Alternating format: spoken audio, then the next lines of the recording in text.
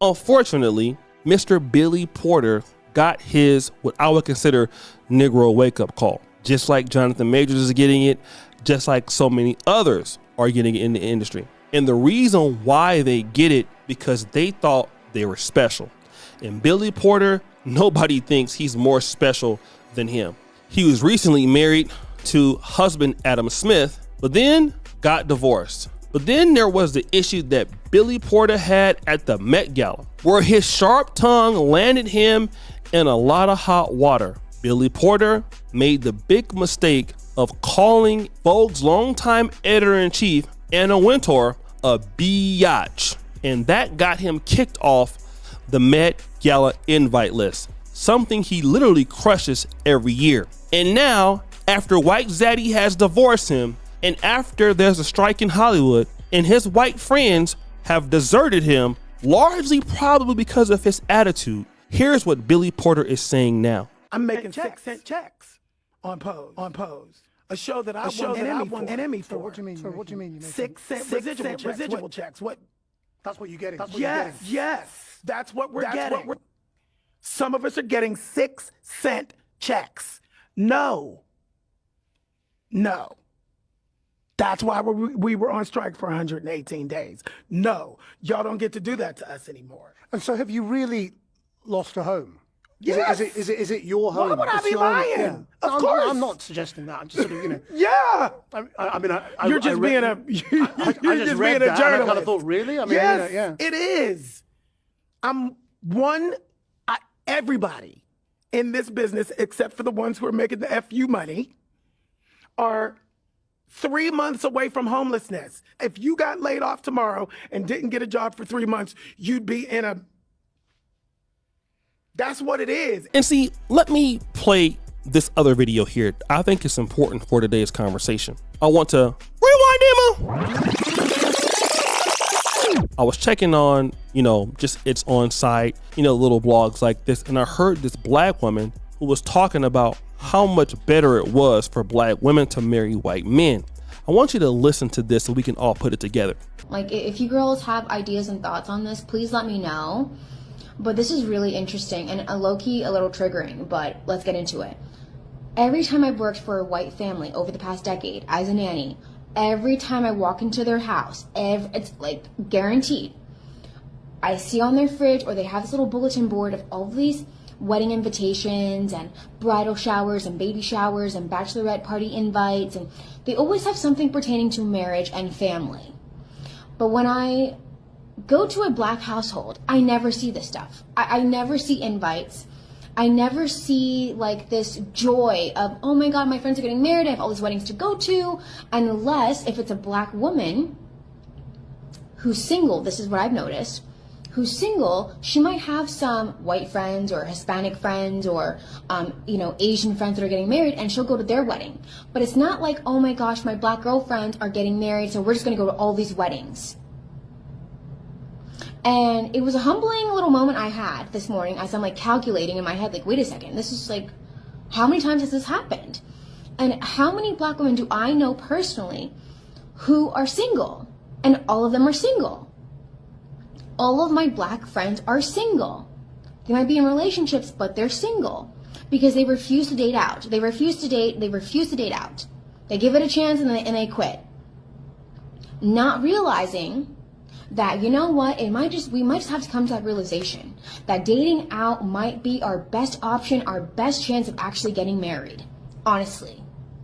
I'm just gonna put it out there, because how do you explain this?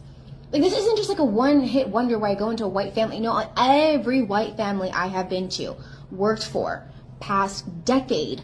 Okay, this is gathered research. And I'm just finally connecting the dots this morning, because I'm just like, you know what the heck?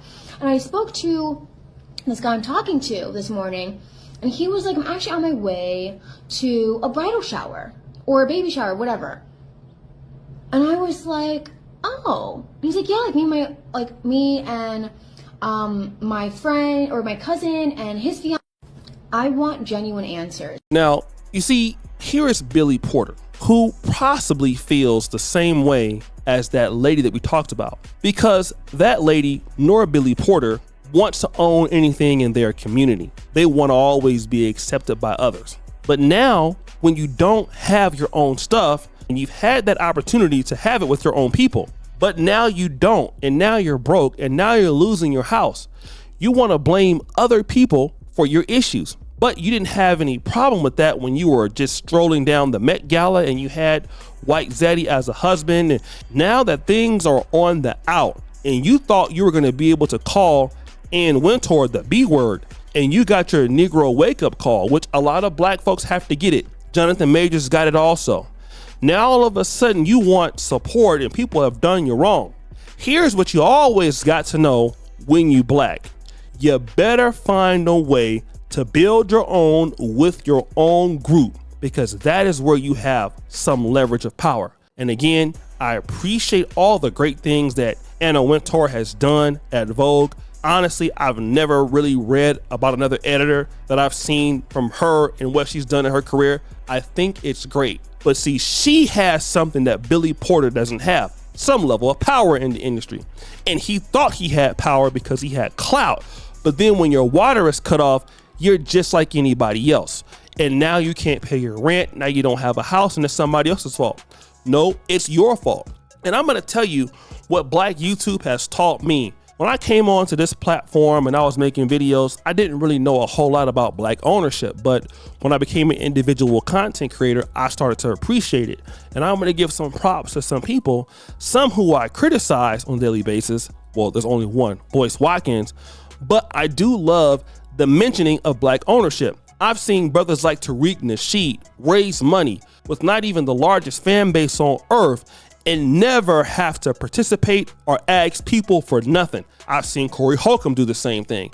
I've seen a myriad of content creators have their own stuff from their own community serving their own people, and they never have to say, even during the ad apocalypse or during COVID, that you know what, we can't get no money from our group because you know what, y'all not giving us an actor strike or y'all not wanting to pay us. Well, it's your job to take care of yourself.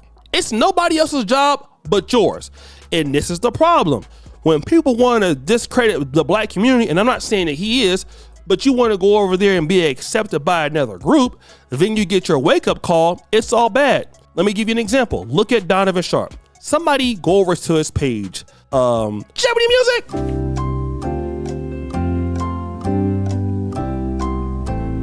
Now, Donovan Sharp is a black person hater, in my honest opinion. But if you look at Donovan Sharp's YouTube channel, you will see he hardly has any views. The views are declining like the Raiders' chances of making the playoffs.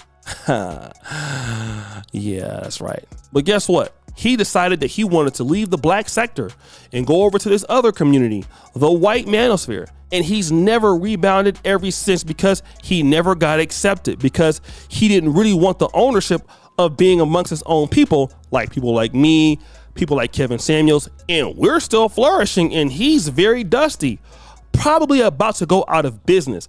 But that's the mentality. You see, with black people, we never even want the black dollars. We never even want to serve our own group. Then we go and try to serve somebody else's group trying to be accepted. And then when you think that you can disrespect them like Donovan did, like Billy Porter did, like Jonathan Majors did, and then you get punished and you get your Negro wake-up call, then you want to cry foul. But if you had stuck with your own people, you would have had ownership. And ownership is always better than kissing butt of other people. But guys, what do you think? It's your boy O'Shea Duke Jackson back at it again with another episode of The Celebrity Junk. I really appreciate you for all you do. Subscribe, hit the bell. We're out.